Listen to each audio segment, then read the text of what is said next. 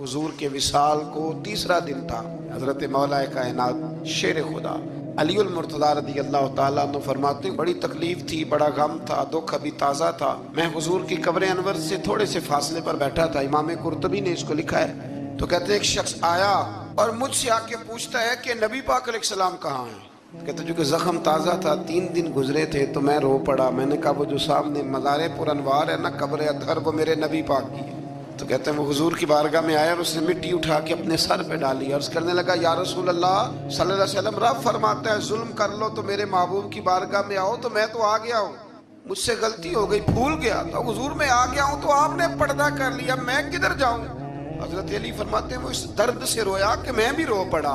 आप फरमाते हैं मुझे अल्लाह की इज्जत की कसम, मैंने अपने कानों से सुना हुजूर की कब्र अनवर के अंदर से आवाज आई, ओ एराबी चला जा, अल्लाह ने तेरे सारे गुनाह माफ फरमा दिए।